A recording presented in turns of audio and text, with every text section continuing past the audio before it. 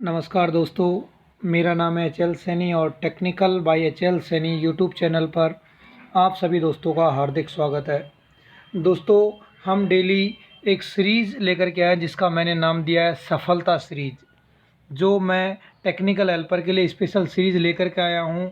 इस सीरीज़ का नाम है सफलता सीरीज़ और इस सीरीज़ के अब तक 10 वीडियो आ चुके हैं, जिसकी मैंने आपको प्लेलिस्ट बना दी है।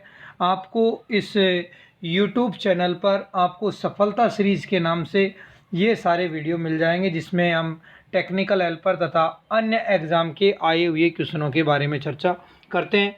जो ये स्पेशल सफलता सीरीज है, केवल टेक्निकल हेल्पर के हिसाब से बनाई गई है।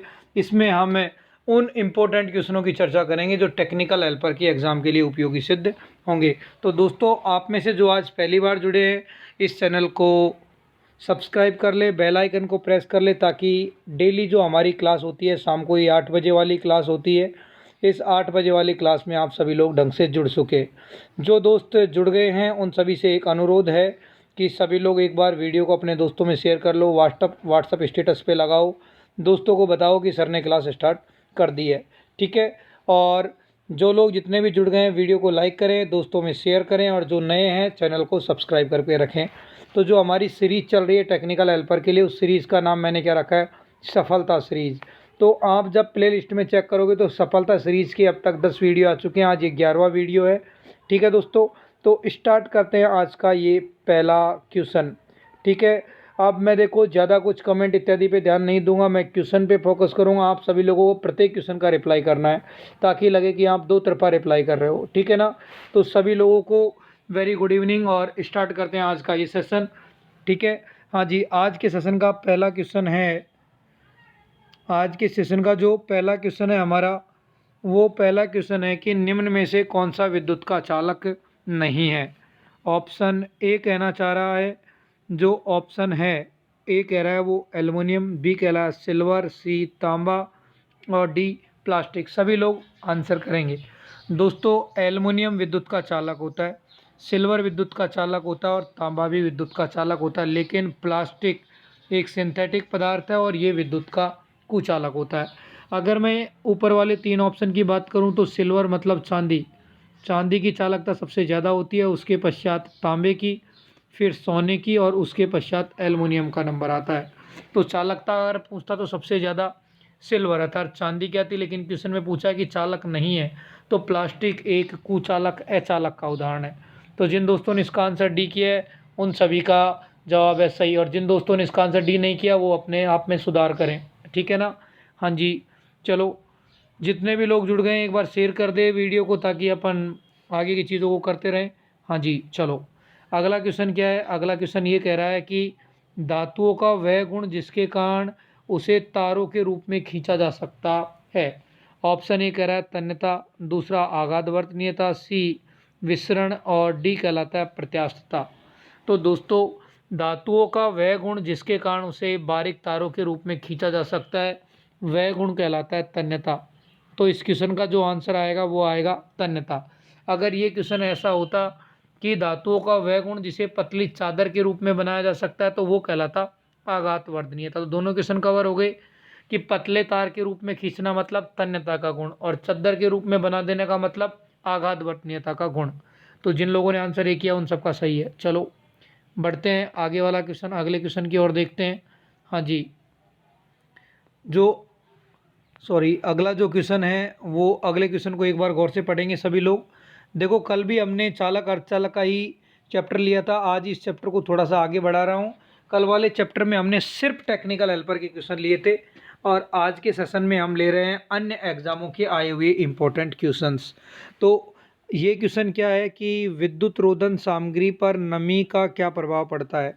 कहना चाह रहा है विद्युत रोधन का मतलब इंसुलेटर, कुचालक या परावैद्युत पर नमी का क्या प्रभाव पड़ेगा। तो ऑप्शन कह रहा है प्रतिरोध के मान में वृद्धि, परावैद्युत सामर्थ्य के मान में वृद्धि, और डाइलेक्ट्रिक हानि मतलब परावैद्युत हानि के मान में वृद्धि, और परावैद्युत स्थिरांक के मान में कमी। दोस्तों, जो विद्युत रोधी पदार्थ होते हैं, नमी के कारण इनके प्रतिरोध के मान में कमी होती है, जिससे लीकेज बढ़ता है, और परावैद्युत हानि डाइलेक्ट्रिक लॉस के मान में वृद्धि होती है। तो परावैद्युत हानियाँ होंगी। मतलब इंसुलेशन है जो हमारा विद्युत रोधी पदार्थ है उसमें हानियाँ बढ़ जाएंगी नमी की वजह से। ठीक है, तो आंसर क्या आएगा इसका? सी। जिन दोस्तों का सी है उन सब का आंसर सही है। हाँ जी, वीडियो को शेयर भी करते रहें भाई, जितने लोग देख रहे हैं उतने लाइक भी होने चाहिए। इतनी कंजूसी करने की ज़रूरत नहीं है, जितने आप लाइक कर रहे हैं, जितने देख रहे हैं उतने लोग लाइक भी करें। ठीक है ना दोस्तों? हाँ, चलो अगला क्वेश्चन क्या कहना चाह रहा है कि ब्रास अर्थात हिंदी में बोले तो पीतल निम्नलिखित में की एक मिश्र धातु है। तो पीतल किसकी मिश्र धातु है? तो दोस्तों जो पीतल है जिसे अंग्रेजी में ब्रास कहते हैं वो बनता है तांबा प्लस जस्ते के संयोग से। तो जब तांबा और जस्ते को मिलाया जाता है तो किसका निर्माण होता है? पीतल का। तो इस क्वेश्चन का आंसर आएगा दोस्तों ए। ठीक है ना? तो तांबे प्लस जस्ते के संयोग से किसका निर्माण होता है? पीतल का। पीतल का उपयोग विद्युत उपकरणों के संयोजक बिंदु बनाने के लिए किया जाता है, टर्मिनल्स इत्यादि बनाने के लिए भी किया जाता है। ठीक है, जब ऑप्शन में पीतल नहीं होता है तो फिर तांबा लगाते, जैसे कि कल एक क्वेश्चन आया था कि टर्मिनल्स बनाने के लिए क्या काम में लेता है, तो हमने जवाब लगाया था तांबा, लेकिन उस ऑप्शन में पीतल नहीं था। यदि पीतल होता तो किसी भी उपकरण के जो टर्मिनल्स बनाए जाते हैं वो पीतल को हम ज़्यादा प्रेफर करते हैं। ठीक है ना? हाँ जी, अगला क्वेश्चन ये कहना चाह रहा है कि धातुओं में खालिस्तान ऊर्जा अंतराल, अर्धचालकों में खालिस्तान ऊर्जा अंतराल और कुचालकों में खालिस्तान ऊर्जा अंतराल होता है। तो दोस्तों जो हमारी धातुएं होती है उनमें किसी प्रकार का कोई ऊर्जा अंतराल विद्यमान नहीं होता है। तो पहले वाले रिक्त स्थान में तो क्या आएगा? ए। फर्स्ट वाले में तो क्या आएगा? ए। फिर कह रहा है अर्धचालकों में, तो अर्धचालकों में जो वर्जित ऊर्जा अंतराल होता है 0 से 1, मतलब क्या आएगा? डी। और जो कुचालक होते हैं उसमें वर्जित ऊर्जा अंतराल क्या होता है? उच्च, तो सी। तो जहाँ पर ऑप्शन में ए डी सी दे रखा है वो सही है, तो A D C option A में ही है। तो जिन लोगों ने आंसर ए किया है उन सभी लोगों का आंसर सही हो जाएगा। चलिएगा आगे बढ़ते हैं। हाँ जी, आगे बढ़ते हैं और देखते हैं पहला क्वेश्चन है ये, सॉरी आगे वाला क्वेश्चन देख रहे हैं। ये कह रहा है हॉट वायर प्रकार के यंत्रों में या गर्म तार उपकरणों में संवेदक तार किसका बना हुआ होता है? हाँ जी, थोड़ा सा अच्छा क्वेश्चन है। यूपीआरबी नल थोड़ा सा अच्छा क्वेश्चन पूछती है और खासकर ये इंस्ट्रूमेंटेशन का क्वेश्चन है। हाँ जी, तांबा निकल, निकल चांदी, प्लेटिनम इरिडियम।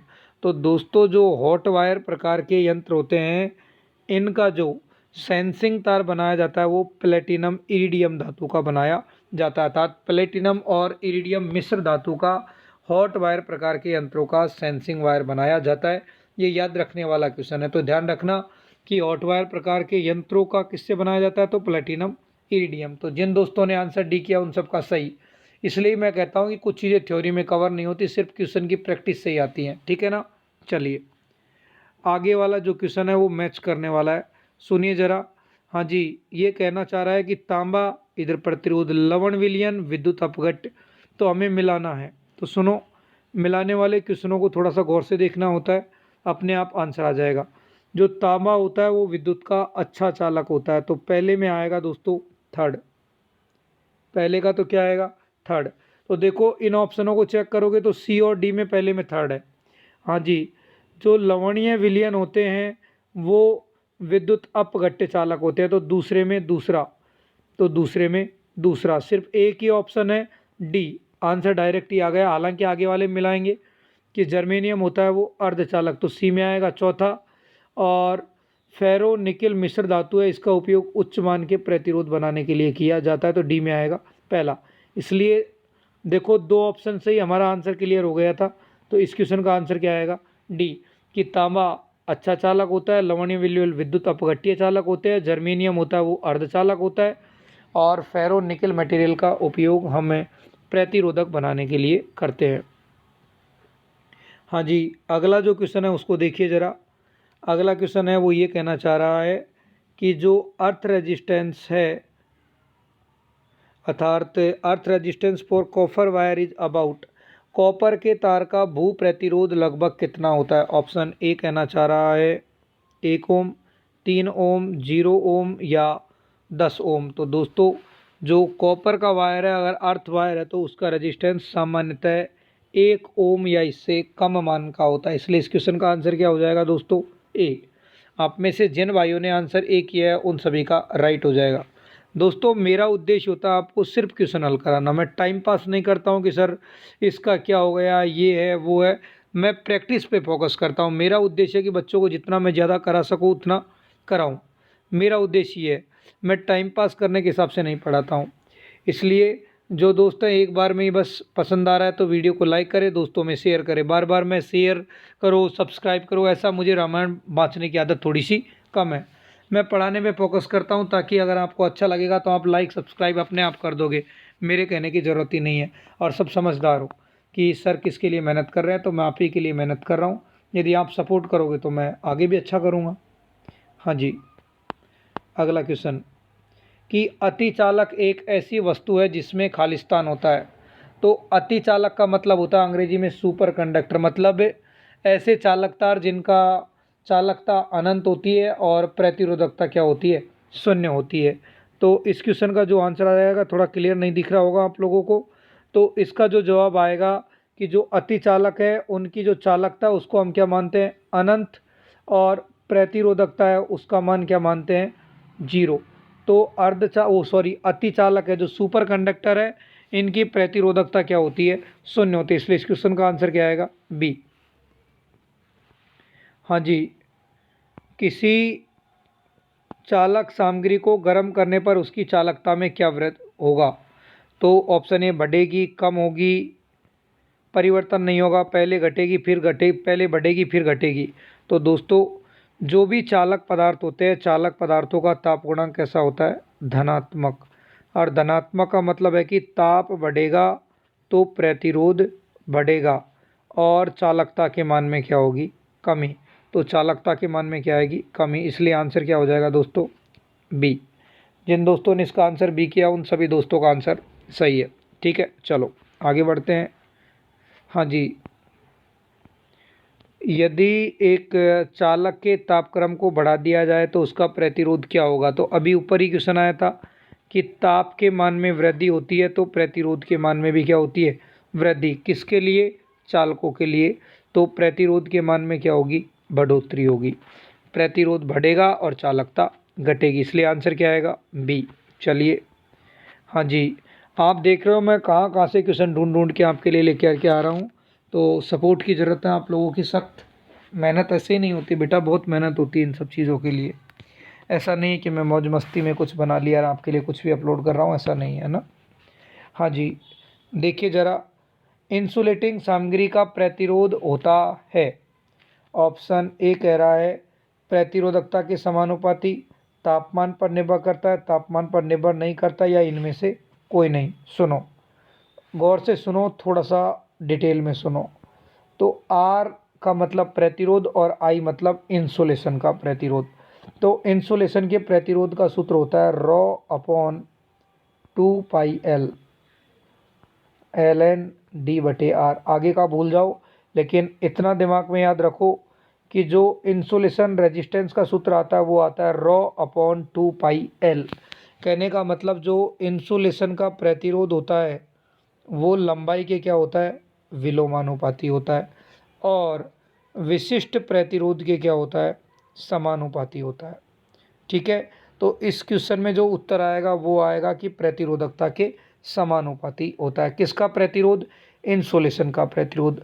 अगर पूछता कि इंसुलेशन का प्रतिरोध और लंबाई के बीच में रिश्ता क्या होता है, तो विलोमानुपाती। ठीक है, तो इस क्वेश्चन का जो आंसर आएगा दोस्तों क्या आएगा कि प्रतिरोधकता के समानुपाती होता है। कौन सा प्रतिरोध की बात कर रहा हूँ, इंसुलेशन का प्रतिरोध। ठीक है ना, चलो आगे बढ़ते हैं। हाँ जी, ये पूछना चाह रहा है कि निम्न में से या ऋणात्मक ताप गुणांक निम्न में से किसका होता है। तो दोस्तों ऋणात्मक ताप गुणांक दो चीज़ों का आपको देखने को मिला था, खासकर जो मैंने आपको बताया था। एक होते हैं अर्धचालक, उनका ताप गुणांक ऋणात्मक होता है। एक होते हैं कुचालक, उनका ताप गुणांक ऋणात्मक होता है। एक होता है इलेक्ट्रोलाइट, इनका ताप गुणांक ऋणात्मक होता है। बाकी धातु जैसे खासकर पीतल का ताप गुणांक कैसा होगा, धनात्मक। वल्कनाइज इंडियन रबर वाला तार की बात कर रहा है, VIR वाला तार, तो तार का भी, तार मतलब चालक, यहाँ पे लेड शीट वाला तार। मतलब ये कवर किया गया है कि VIR का क्या किया गया है, इंसुलेशन चढ़ा गया। या फ्लेक्सिबल का इंसुलेशन चढ़ाया गया है, ठीक है। और एक है फ्लेक्सिबल वायर। हाँ जी, तो देखो अगर इस क्वेश्चंस के ऑप्शंस को मैं चेंज कर दूं तो इस क्वेश्चन को थोड़ा सा गौर से देखना। तो अगर ऑप्शन में हो सकता है मैंने कहीं दूसरा ऑप्शन इसमें आ गया हो, तो ताप गुणांक ऋणात्मक होता है, वो होता है अर्धचालक और कुचालकों का। अगर इसी क्वेश्चन में अगर ये शब्द नहीं आता, इस क्वेश्चन में तार शब्द नहीं आए और सिर्फ यूँ लिखा जाए कि VIR, हाँ, तो वल्केनाइज इंडियन रबर होता है, वो क्या होता है, वो कुचालक होता है और इसका ताप गुणांक ऋणात्मक होता है। बाकी ये तार है, लेड शीट वाला तार है या ब्रास है, ये धातु है और धातुओं का प्रतिरोध कैसा होता है, धनात्मक। तो VIR मतलब वल्केनाइज इंडियन रबर, ये कुचालक है, इसका प्रतिरोध ताप गुणांक कैसा होता है, ऋणात्मक, ठीक है। हाँ जी, आगे वाले क्वेश्चन की चर्चा करेंगे दोस्तों हम।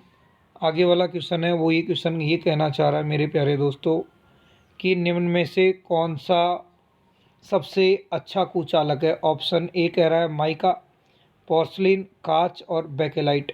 तो दोस्तों जो सबसे अच्छा कुचालक होता है वो होता है माइका अभ्रक, और जो हमारे राजस्थान में बहुतायत में पाया जाता है और खासकर अभ्रक नगरी के नाम से फेमस भीलवाड़ा में, ठीक है।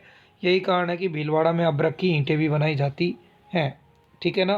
तो माइका होता है वो विद्युत का अच्छा कुचालक होता है और इसकी परावैद्युत सामर्थ्य का मान 20 से 40 kV पर mm होता है। कहने का मतलब इसकी परावैद्युत सामर्थ्य क्या होती है, उच्च होती है। किसकी, माइका की। इसलिए जिन लोगों ने आंसर ए किया उन सबका आंसर सही है।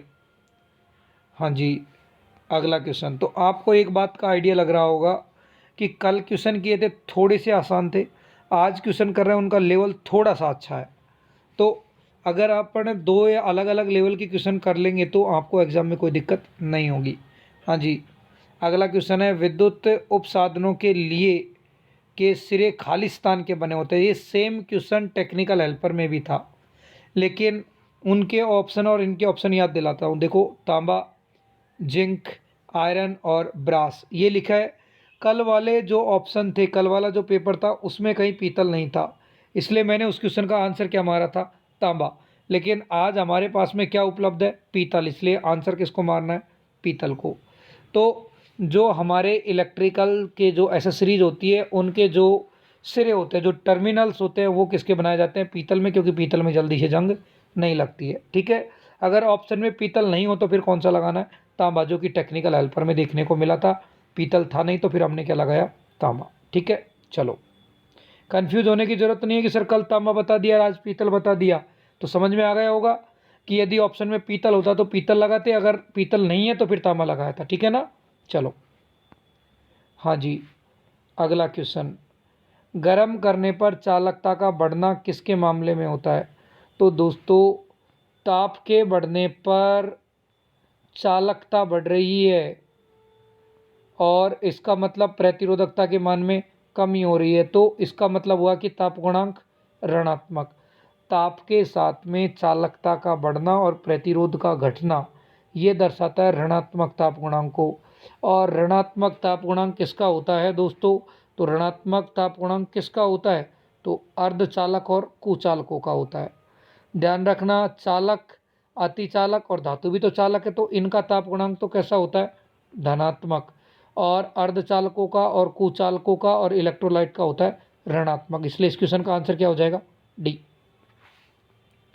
हाँ जी, अगला वाला जो क्वेश्चन है वो क्वेश्चन ये कहना चाह रहा है कि स्पार्क प्लग बनाने के लिए कौन से विद्युत रोधी पदार्थ के रूप में प्रयुक्त किया जाता है। Option A porcelain, slate, asbestos और ग्लास। तो दोस्तों, जो स्पार्क के जो प्लग बनाए जाते हैं वो किसके बनाए जाते हैं, पोर्सलिन के बनाए जाते हैं, ताकि ये उच्च तापमान पर भी क्या रहते हैं, स्टेबल रहते हैं, ओके। इसलिए किसको प्रेफर करेंगे हम, पोर्सलिन को। चलो, आगे देखते हैं अगला क्वेश्चन। अगला क्वेश्चन क्या कहना चाह रहा है कि विद्युत कार्यों में निम्न में से क्या एक कुचालक के समान कार्य नहीं करता है। तो ये पूछना चाह रहा है कि निम्न में से कौन सा कुचालक नहीं है। ऑप्शन ए है एबोनाइट, बी है अब्रक, सी है बेकेलाइट और डी है सॉफ्ट आयरन। तो दोस्तों, एबोनाइट विद्युत का कुचालक है, अभ्रक भी विद्युत का कुचालक है और बेकेलाइट भी विद्युत का कुचालक है। तो ये पूछ रहा कुचालक नहीं है तो जो नरम लोहा है वो विद्युत का चालक होता है, इसलिए आंसर हो जाएगा डी। ठीक है ना। हाँ भाई, सभी लोग लाइक भी करें, वीडियो को शेयर भी करें, ताकि मुझे भी मोटिवेशन मिले कि हाँ मैं आप लोगों के लिए मेहनत कर रहा हूँ। ठीक है ना। गला दर्द करने के पश्चात भी मैं आपकी क्लास लेने की कोशिश कर रहा हूँ। ऐसा नहीं है कि हमको मज़ा आता है ऐसा कुछ करने में, तो आप ही के लिए मेहनत की जा रही है। जितने बंदे ज़्यादा देखेंगे मुझे उतना ज़्यादा मोटिवेशन मिलेगा कि हाँ मैं पढ़ा रहा हूँ वो चीज़ कहीं काम आ रही है। ठीक है ना। हाँ जी, ये क्वेश्चन थोड़ा सा हटके है, फोकस करना है ढंग से। मैं क्या कह रहा हूँ, क्वेश्चन बहुत अच्छा है, इसको फोकस करना। इंडियन ऑर्डिनेंस फैक्ट्री और जेएमआरसी दोनों में पूछा है ये। उच्च वोल्टेज अनुप्रयोग के लिए निम्न प्रकार का विद्युत रोधी, मतलब उच्च वोल्टेज लाइन वाली लाइनों में कौन सा विद्युत रोधी मतलब इंसुलेटर काम में लिए जाते हैं। ऑप्शन कह रहा है निलंबन, इसे अंग्रेजी में कहते हैं सस्पेंशन। बी कह रहा है स्ट्रेन, जिसे अंग्रेजी में भी स्ट्रेन कहते हैं। और सी कह रहा है इनमें ये सभी, और ये कह रहा है इनमें से कोई नहीं। तो दोस्तों उच्च वोल्टेज वाली लाइनों में हम लटक वाले इंसुलेटर, लटक का मतलब डिस्क वाले इंसुलेटर काम में लेते हैं, जो ऐसे ऊर्ध्वाधर स्थिति में लटके हुए होते हैं, और उन्हें कहा जाता है निलंबन प्रकार, और अंग्रेजी में इसे कहते हैं सस्पेंशन। तो ध्यान रखना, उच्च वोल्टेज वाली लाइनों में सस्पेंशन प्रकार के इंसुलेटर काम में लेते हैं, जिसे हिंदी में निलंबन कहते हैं। हालांकि ये क्वेश्चन यहाँ नहीं होना चाहिए था, ये क्वेश्चन पावर सिस्टम का है, फिर भी याद रखो। ठीक है। हाँ जी, अगला क्वेश्चन ये है कि निम्न में से कौन से वर्ग का विद्युत रोधन पदार्थ अधिकतम तापमान सहन कर सकता है। तो कल वाले लेक्चर में मैंने आपको कुछ श्रेणी बताई थी, वाई, ए, ई, बी, एफ, एच, सॉरी दोबारा लिख देता हूँ, हाथ से मिट गया है। हाँ जी, तो मैंने कल बताई थी वाई, फिर उसके बाद में ए, फिर उसके बाद में ई, उसके बाद में बी, एफ, एच और सी। तो सबसे कम तापमान सहन सीमा होती है वाई की, और सबसे अधिक तापमान सहन सीमा होती है सी की, जो कि होती है 180 से ज़्यादा। ठीक है। तो कौन से वर्ग के विद्युत रोधक अधिकतम तापमान सहन कर सकते हैं, तो सी वर्ग के। और कितना कर सकते हैं, तो 180 डिग्री सेल्सियस से अधिक सहन कर सकते हैं। ठीक है ना। तो इस क्वेश्चन का आंसर क्या आएगा दोस्तों, सी। चलो अगला क्वेश्चन। अगला क्वेश्चन ये पूछना चाह रहा है कि निम्न में से विद्युत रोधी नहीं है। ऑप्शन ए कहना चाह रहा है सीसा, अब्रक, चारकोल और एबोनाइट। देखो दोस्तों, एक सबसे बड़ा कन्फ्यूज़न जो आईटीआई वाले बच्चों को होता है, वो लोग क्या करते हैं, कांच और शीशा दोनों को एक ही समझ लेते हैं। दोस्तों शीशा का मतलब होता है लेड, जिसे हम पीबी कहते हैं, ये विद्युत का चालक होता है। और कांच का मतलब होता है ग्लास, और ग्लास होता है विद्युत का कुचालक। तो ऑप्शन में दे रखा है शीशा, तो शीशा तो होता है विद्युत का चालक। तो ऑप्शन पहला ही आ जाएगा। क्यों? क्योंकि शीशा विद्युत रोधी नहीं है, कांच विद्युत रोधी है। कई गाँव की भाषा में साहब शीशा और कांच तो एक ही होता है, नहीं। कांच विद्युत का कुचालक होता है और शीशा अर्थात लेड विद्युत का चालक होता है। ठीक है ना। तो चारकोल कुचालक है, अभ्रक कुचालक है, एबोनाइट कुचालक है। तो सही आंसर क्या हो जाएगा, लेड मतलब शीशा, जिसे हम पीबी से दर्शाते हैं, ये विद्युत का चालक होगा। इसलिए आंसर क्या होगा, ए। चलो हाँ जी, अगले वाले क्वेश्चन की ओर बढ़ते हैं हम सभी लोग। हाँ जी, अगला क्वेश्चन क्या कहता है कि 3 कोर केबल में अंडाकार चालक प्रयुक्त किए जाते हैं, जिसके कारण नीचे दिए गए हैं निम्न में से गलत कथन को खोजिए। ठीक है। हाँ जी दोस्तों, इस प्रकार का टॉपिक्स अभी हमने क्लास में चर्चा में नहीं लिया है, थ्योरी में। फिर भी आप चाहो तो मैं इसके बारे में बात कर सकता हूँ। हाँ जी, तो देखो, केबल का समग्र व्यास रेटेड वोल्टेज के लिए कम हो जाता है, ये बात तो एकदम सही है। पूछना चाह रहा है गलत। समग्र व्यास तो क्या होता है, बढ़ता है, और वोल्टेज पतन और शक्ति हानि क्या होती है, कम होती है। सही बात है। हाँ, और ये कह रहा है केबल का भार क्या हो जाता है, कम हो जाता है। सही बात है। लेकिन क्या मूल्य कम हो जाता है, नहीं, मूल्य क्या हो जाता है, उल्टा बढ़ जाता है। इसलिए आंसर क्या आएगा, डी। ठीक है। चलो, और जब केबल पढ़ेंगे तो क्वेश्चन और डिटेल से करवाएंगे। ठीक है ना। अगला क्वेश्चन जरा। हाँ जी, अगला क्वेश्चन ये कह चाह रहा है कि कुचालकों के लिए ऊर्जा बैंड अंतराल का मान खालिस्तान इलेक्ट्रॉन वोल्ट परिसीमा का होता है। ऑप्शन ए कह रहा है 1 से 2, 2 से 3, 1 से कम और 3 से 6। तो कुचालकों के लिए वर्जित ऊर्जा अंतराल का मान उच्च होता है। तो ऑप्शन में सबसे ज़्यादा कितना है, 3 से 6 इलेक्ट्रॉन वोल्ट, इसलिए आंसर क्या होगा, सी। हाँ जी, चलो अगला क्वेश्चन को फोकस में लेके आते हैं। अगला क्वेश्चन क्या कहना चाह रहा है कि आंतरिक अर्धचालक में रिक्तियों की गतिशीलता इलेक्ट्रॉन की गतिशीलता से खालिस्तान होती है। तो रिक्तियों का मतलब दोस्तों, मैंने एक शब्द बताया था आपको, रिक्तियों का मतलब होता है होल, ठीक है। और इलेक्ट्रॉन का मतलब इलेक्ट्रॉन। तो इलेक्ट्रॉन चालन बैंड में गति करते हैं और होल संयोजी बैंड में गति करते हैं। तो इलेक्ट्रॉन की गतिशीलता हमेशा होल की गतिशीलता से ज़्यादा होती है। लेकिन क्वेश्चन ने उल्टा पूछा है कि रिक्तियों की गतिशीलता इलेक्ट्रॉन की गतिशीलता से क्या होगी, तो कम होती है। अगर ये पूछता है इलेक्ट्रॉन की गतिशीलता क्या होती है, तो होल से ज़्यादा होती है, क्योंकि होल होते हैं वो संयोजी बैंड में होते हैं और वो नाभिक से बंधन होता है उनका। इलेक्ट्रॉन होते हैं वो चालन बैंड में होते हैं और वो मुक्त होते हैं। हाँ जी, आपको किसी को इसमें गाना भी सुनाई दे रहा होगा थोड़ा बैकग्राउंड में, क्योंकि आज शादियाँ हैं तो आसपास की साउंड आ रही है। इसलिए मुझे भी लग रहा है कि मैं लंबी क्लास में नहीं ले पाऊँगा, नहीं तो मेरा विचार था कि आज की क्लास 1 घंटे लूँगा, क्योंकि बाहर से साउंड का डिस्टर्बेंस आएगा, इसलिए क्लास थोड़ी लंबी मैं नहीं ले पाऊँगा, ठीक है ना।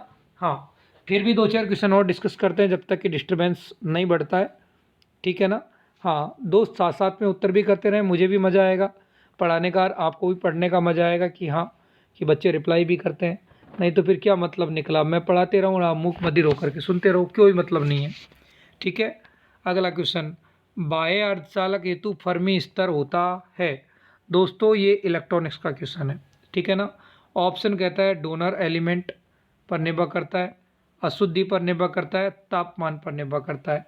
तो दोस्तों जो हमारा फर्मी स्तर है वो दाता अशुद्धि और अशुद्धियाँ और तापमान तीनों ही चीज़ों पर निर्भर करता है। कि जो हमारा फर्मी लेवल होता है वो फर्मी लेवल होता है वो एक्सट्रिंसिक सेमीकंडक्टर बाह्य अर्धचालकों के लिए दाता तत्व, अशुद्धियाँ और तापमान तीनों पर निर्भर करता है, ठीक है ना। जिन लोगों ने इलेक्ट्रॉनिक्स पढ़ रखी होगी उसने जवाब फटाफट से दे दिया, और जिन दोस्तों ने इलेक्ट्रॉनिक्स नहीं पढ़ी होगी उनको थोड़ी दिक्कत हुई होगी, ठीक है ना। कोई बात नहीं, नए नए क्वेश्चन है, देखोगे तो थोड़ी फीलिंग ज़रूर आएगी अंदर से, सही है ना। हाँ जी, चलो अगला क्वेश्चन देखते हैं। जो नेक्स्ट क्वेश्चन है उसको देखिए ज़रा। हाँ जी, निम्नलिखित में से कौन सा विद्युत का चालक नहीं है। तो ये क्वेश्चन देखो अलग अलग एग्जाम में रिपीट हुआ है। एल्युमिनियम चालक है, सिल्वर चालक है और तांबा चालक है, प्लास्टिक नहीं है। शायद ये क्वेश्चन पहले आ गया, ठीक है, चलो। हाँ जी, अच्छा ये क्वेश्चन भी पहले आ गया तन्यता वाला, और ये क्वेश्चन भी पहले आ गया है। हाँ, ब्रास वाला क्वेश्चन भी आ गया, सॉरी अब यहाँ से लेते हैं, ठीक है ना। हाँ जी, हो सकता है वो एक स्लाइड है वो 2 बार रिपीट हो गई है ना, कोई बात नहीं। क्वेश्चन पूछना चाह रहा है कि अभ्रक का परावैद्युत शक्ति का मान कितना होता है। 30 से 50, 10 से 16, 8 से 12 और 20 से 40। तो दोस्तों जो अभ्रक है उसकी परावैद्युत सामर्थ्य 30 से 40 केवी पर mm होती है। वायु की कितनी होती है, तो वायु की होती है 3 केवी पर mm। अगर सेंटीमीटर में बात करें तो वायु की कितनी हो जाएगी, 30 केवी पर सेंटीमीटर। कल वाले लेक्चर में ये क्वेश्चन था, हाँ या ना। चलिए, तो दोस्त सभी लोग रिप्लाई भी करते रहे। हाँ जी, चलो चिंता मत करो, बस 1-2 क्वेश्चन और लूँगा मैं लास्ट, उसके पश्चात फिर अब मैं अगले लेक्चर में लेंगे। क्लास लेते ज़्यादा लेकिन थोड़ा डिस्टर्बेंस आ रहा है मुझे बाहर से, इसलिए। हाँ जी, निम्नलिखित में से किसमें एक कॉपर के तार के ऊपर एक अनेमल वार्निश की कोटिंग की जाती है। तो दोस्तों अगर अनेमल का तार है, इनेमल तार है, तो इनेमल तार के ऊपर इनेमल वार्निश की कोटिंग की जाएगी। इसलिए इस क्वेश्चन का जो आंसर होगा वो क्या होगा, ए होगा। इस क्वेश्चन का आंसर क्या होगा दोस्तों, ए होगा, ठीक है ना। चलो जल्दीबाजी नहीं कर रहा हूँ, देखो तसल्ली से पढ़ो कि निम्नलिखित में से किसमें एक कॉपर के तार के ऊपर एक इनेमल वार्निश की कोटिंग की जाएगी। तो जो इनेमल का तार होगा उस पर इनेमल के वार्निश की कोटिंग की जाएगी, ठीक है ना। हाँ जी, एक अच्छे इंसुलेटिंग पदार्थ की मुख्य विशेषता क्या है। तो अगर एक अच्छा इंसुलेटिंग पदार्थ तो एक अच्छा कुचालक होगा, तो सभी लोग रिप्लाई करेंगे इसका क्या होता है। तो उसका विशिष्ट प्रतिरोध क्या होता है? ऊंचा होता है, यांत्रिक शक्ति उच्च होती है, ब्रेकडाउन वोल्टेज हम ज़्यादा रखना चाहते हैं। तो दोस्तों एक अच्छे इंसुलेटिंग पदार्थ के गुण क्या है? सस्ता, आसानी से उपलब्ध हो, उच्च विशिष्ट प्रतिरोध हो और विद्युतशीलता का मान 1 से ज़्यादा होता है। ठीक है, चालकों के लिए तो विद्युतशीलता का मान बहुत ज़्यादा होता है, लेकिन कुचालकों के लिए भी आपेक्षिक विद्युतशीलता का मान 1 से ज़्यादा होता है। ठीक है, नमी से प्रभावित नहीं होना चाहिए। तो दिए गए ऑप्शन के अनुसार सही उत्तर कौन सा हो जाएगा? डी। हाँ जी, ये आज के लेक्चर के लिए अंतिम क्वेश्चन ले लेते हैं, बाकी क्वेश्चन अगले लेक्चर में चर्चा में लेकर के आएंगे। हाँ जी दोस्त, चलो ये क्वेश्चन क्या कह रहा है कि आमतौर पर लचीले लचीले आर हल्के होते हैं।